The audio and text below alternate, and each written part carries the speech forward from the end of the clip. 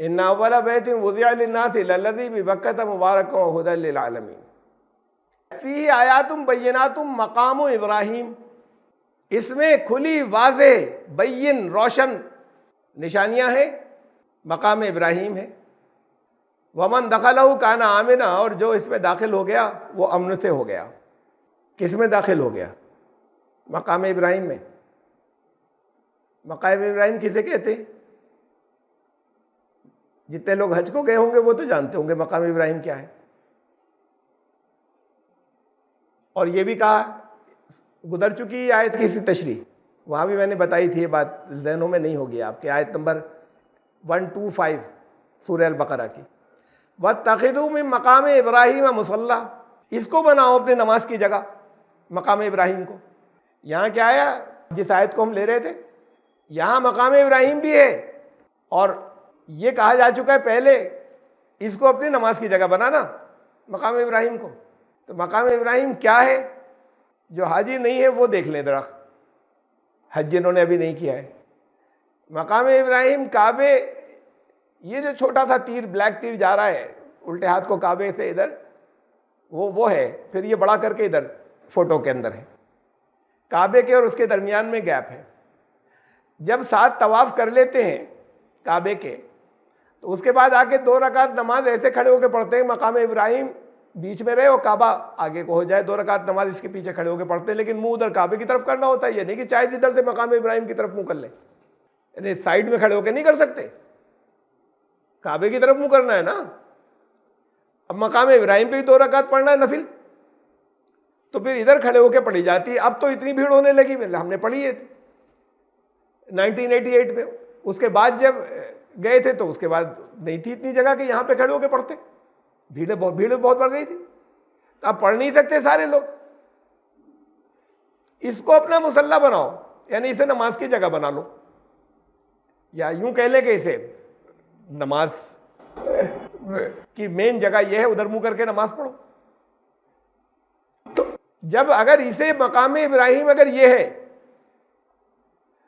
और इसको कहा है कुरान ने, तो फिर काबे की बात तो खत्म हो गई। इसके चारों तरफ खड़े होकर पढ़ सकते हैं, काबे की तरफ पीट करके इधर मुंह करके पढ़िए, साइड में खड़े होकर इसकी तरफ मुंह करिए, काबा सामने हो या नहीं हो, बात किधर किया जाएगा? मुंह काबे की तरफ किया जाएगा या मकाम इब्राहीम की तरफ किया जाएगा? अगर मकाम इब्राहीम यह है तो मेरी लॉजिक आ रही है, समझ में नहीं आ रही है? इस आयत की रोशनी में आयत कह रही है कि मकाम इब्राहीम को बनाना मुसल्ला। अच्छा, जब बनाना तो ये तो बड़ी अहम बात हो गई। कोई फर्ज नमाजों की बात होती कि सारे फर्ज नमाज 2 रकात नफिल, 2 रकात इसके बाद पढ़नी है यहां पे जाके, 2 रकात नफिल, उसके लिए खास तौर से कुरान में हुक्म आ रहा है 2 रकात नफिल के लिए। किसी और नफिल के लिए भी ऐसे हुक्म आए भाई, फर्ज नमाजों की भी डिटेल्स नहीं है कितने रकात और क्या, जो भी फर्ज नमाजों की जनरल बात कह दी, अकीम सलात, और फिर रसूलुल्लाह सल्लल्लाहु अलैहि वसल्लम ने बताया कैसे कैसे।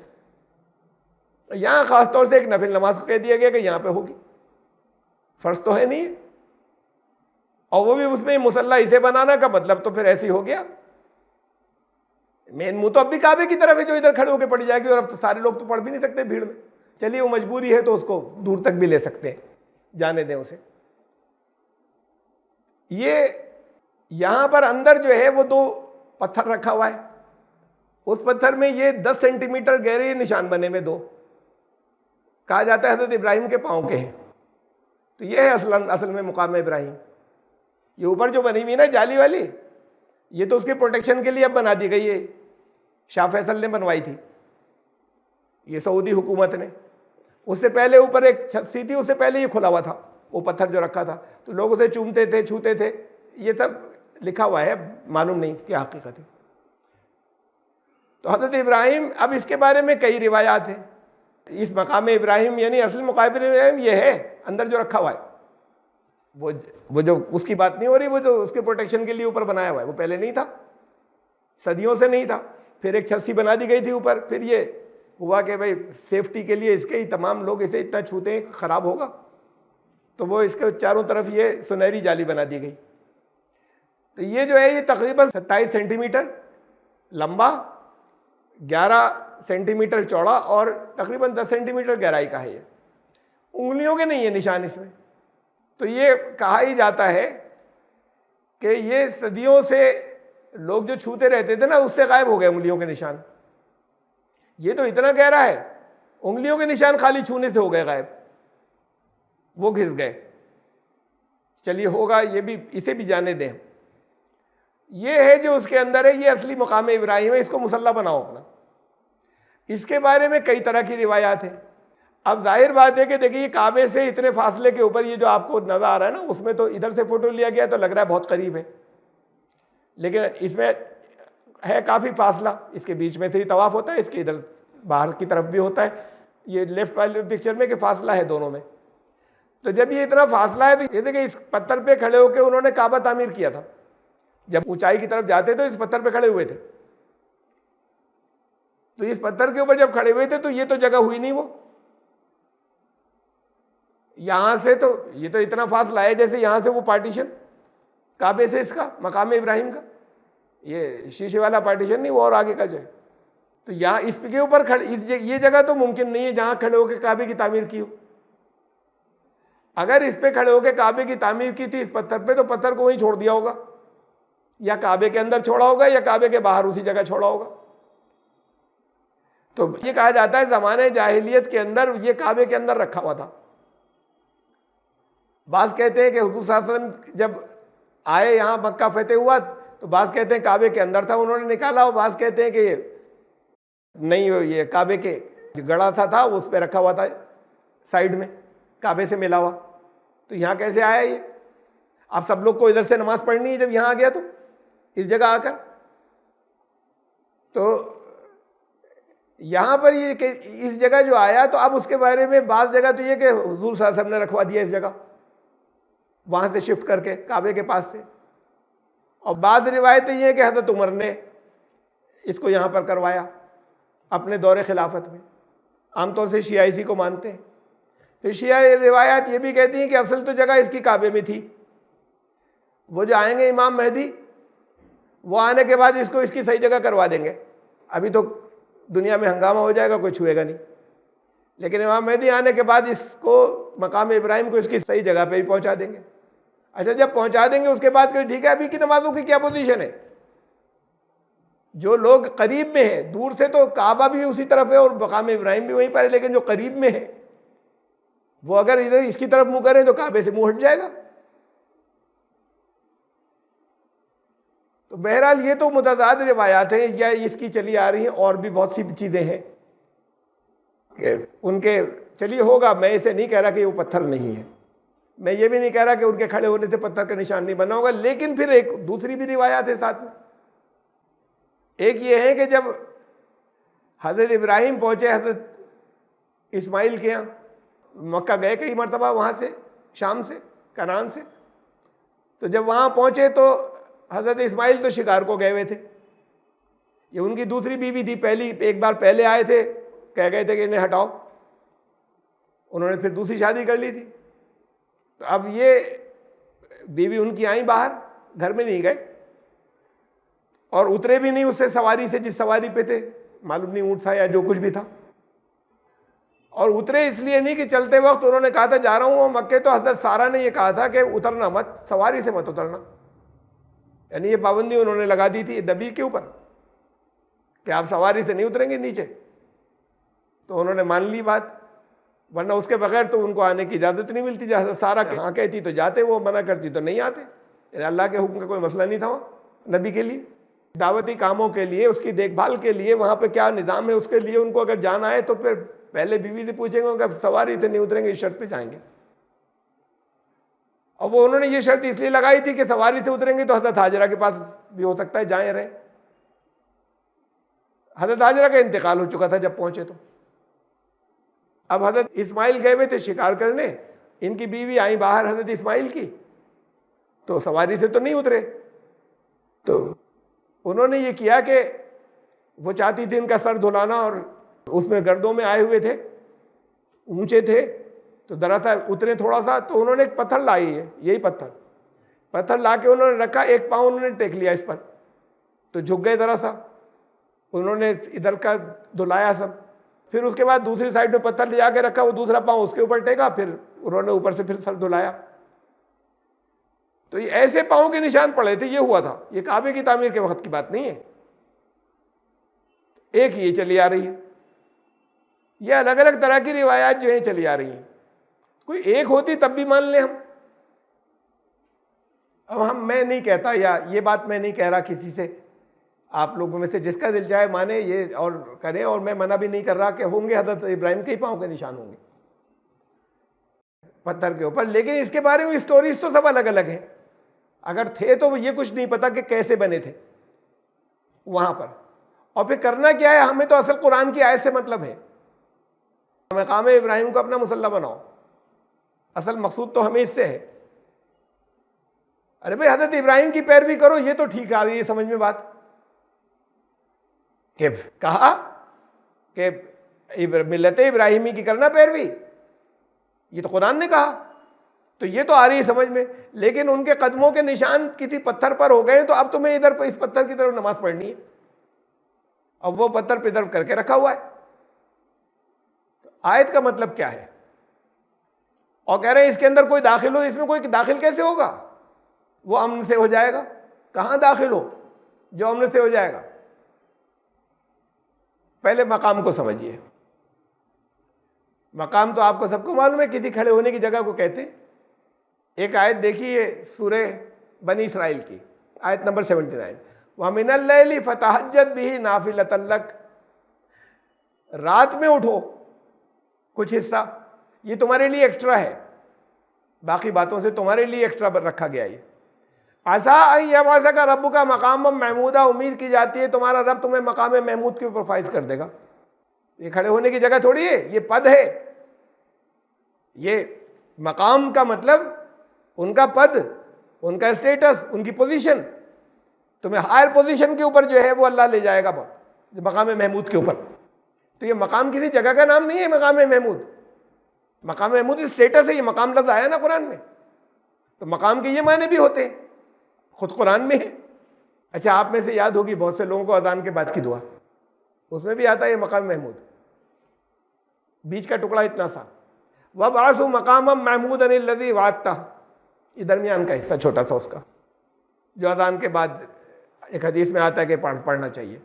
और हम दुआ कर रहे हैं कि मोहम्मद सल्लल्लाहु अलैहि वसल्लम को मकाम महमूद पर प्लेस कीजिए, फाइज कीजिए, जिसका आपने उनसे वादा किया है। ये वही मकाम महमूद की बात है। तो कोई जगह नहीं है कि वहां पे खड़ा कर दीजिए ले जाकर। यह है उनके पोजीशन की बात है। इस पोजीशन तक इनको इतनी ऊंची हाइट्स तक लेकर जाइए, वो जो मकाम महमूद है, जहां तारीफ ही तारीफ। तो मकाम का ये मीनिंग भी है। मकाम सिर्फ किसी, ऐसा नहीं होता किसी पत्थर पे खड़े हुए तो मकाम हो गया, या किसी जगह खड़े हुए तो उनका मकाम हो गया। वो मकाम उसे भी कहते हैं जहां रहते हैं, उस जिस शहर में रहते हैं वो भी उनका मकाम है। इस पर बहुत से जो, बहुत तो नहीं, अक्सरियत की तो बात मैंने आपको बता दी, जो समझती चली आ रही है, मानती चली आ रही है। लेकिन इसमें सब में बहुत अजीब व गरीब, मतलब ये कि कोई वो तालमेल नहीं होता। और जिस तरह की चीज़ें आती हैं, जो ऑब्जेक्शन या जो इश्काल आते हैं, तो बात ये होती है कि ना ये अकल वकल मत लड़ाओ, ये बात ऐसी है, बस सदियों से ऐसी मानते चले आ रहे हैं। क्या इसका इनकार कर रहे हो? मैं तो इनकार नहीं कर रहा कि उनके कदमों के निशान है, लेकिन कुरान ने किसे कहा है ये मकाम इब्राहिम और ये होंगे उनके कदमों के निशान? और क्या इसे मुसल्ला बनाने को कहा तो कहाँ बनाते हैं लोग? अब तो सबको जगह भी नहीं मिलती उस जगह नमाज पढ़ने की, लेकिन इसे मुसल्ला बनाने को कहा तो चारों तरफ से पढ़ सकते हैं ना। फिर तो इसे, फिर काबे को तो नहीं कहा गया, तो इसे कहा गया। अच्छा, अगर काबे में था पहले, चलिए तब भी ठीक है। जब काबे से निकाल के दूर कर दिया गया तब इसे बनाए, काबे को बनाए। जब चाहे जिस वजह से आ गया, चाहे हज़रत उमर ने रखवाया, चाहे रसूलुल्लाह सल्लल्लाहु अलैहि वसल्लम ने रखवाया, चाहे जैसे हो गया, तो अब मुसल्ला इसे बनाए या काबे को बनाए? और सारे लोग तो, अब वो भी नफिल नमाज के लिए खाली, बाकी नमाजों में अगर सिर्फ वहां खड़े होकर नमाज पढ़ने की बात है तो मुसल्ला उसे कह रहे हैं। अगर तो ये हमारे बाज मुफस्सिरीन ने, ज़्यादा नहीं है लेकिन बहुत बड़े हैं, जलील क़द्र हैं, हज़रत इब्ने अब्बास से हमें मिलता है, रिवायत में मिलता है। और अता बड़े पाए के वो थे ताबई, यानी जब जिन्होंने बहुत बड़ी तादाद में जिन सहाबा से जिन्होंने इल्म लिया था। और मुजाहिद रहमतुल्लाह अलैह ये भी ताबी थे, जिनके बहुत बड़ी तादाद में सहाबा से, तो बल्कि उनके हज़रत अब्दुल्लाह बिन अब्बास के शागिर्द थे ये। उनसे तफसीर सीखी, उनसे और दूसरी चीज़ें सीखी मुजाहिद रहमतुल्लाह अलैह ने। ये हैं। और उसके बाद एक और ताबी है, ये उन्होंने इब्राहिम नखी, वो भी मशहूर ताबी है। तो इनमें से इतने नाम मैंने गिनाए। इनका मसलक ये था कि ये जो मकाम इब्राहिम है, ये पूरे हरम को कहा गया है। हज़रत इब्राहिम ने वहां पे जाके स्टे किया, वहां रहते थे, या जिस जगह को इसको कहा गया कि इसके अंदर कोई दाखिल होगा तो अमन में आ जाएगा। दाखिल तो कोई होगा तो उसमें होगा ना, कई एक बाउंड्रीज होंगी। तो खाली काबे के अंदर कोई दाखिल होगा तो अमन में आ जाएगा। अब काबे में तो दाखिला किसी का मुमकिन नहीं है। अच्छा, बस जरा सी देर के लिए वहां पूरे हरम की बाउंड्री को कहा गया, जहां तक भी हरम की हुदूद है उन सबको। और हरम की हुदूद जो है वो तब बात को हुजूर सल्लल्लाहु अलैहि वसल्लम ने खुद एक्सटेंड कर दी तकरीबन पूरे मक्का व शहर, कि जो दाखिल हुआ इसके अंदर वो अमन के अंदर आ गया। तो उसको अपना मुसल्ला बनाओ का मतलब ये कि भाई सब तरफ से लोग उधर मुंह करके नमाज पढ़े, चारों तरफ। तो ये कहा गया, हरम को कहा गया। और ये दाखिले की बात जो है वो सारे हरम को मुसल्ला कहा गया है। ये इनका मसलक है। इनके मसलक में किसी तरह कोई इतराज़ नहीं आता। वो बात अपनी जगह के हमारे लिए मुतबर्रक हो, वो मैं मजाक नहीं उड़ा रहा उसका। अरे मुँह मुबारक देखे जगह जगह। अब इतनी जगह पर है, यानी मुँह मुबारक रसूलुल्लाह सल्लल्लाहु अलैहि वसल्लम का बाल शीशे की नलकी में करके 3 जगह तो मैं देख चुका हूँ, और कई जगहों के बारे में सुना है, यहाँ हिंदुस्तान में, बाकी और जगहों पे दुनिया में जगह जगह। तो उसमें से बहुत हो सकता है कि बाज़ जगह ऐसी मशहूर हो गया हो, लेकिन हम नहीं कहते भाई। कहीं वहाँ एक देवबंद में है, हमें दिखाया गया, लाकर उन्होंने दिखाया कि भाई ये उनका है, रसूलुल्लाह सल्लल्लाहु अलैहि वसल्लम का, उसमें शीशे की नलकी में था। मैं क्यों कहूँ ये, जब मुझे नहीं मालूम है तो मैं इनकार क्यों करूँ कि उनका नहीं है? गलत भी हो सकती है बात।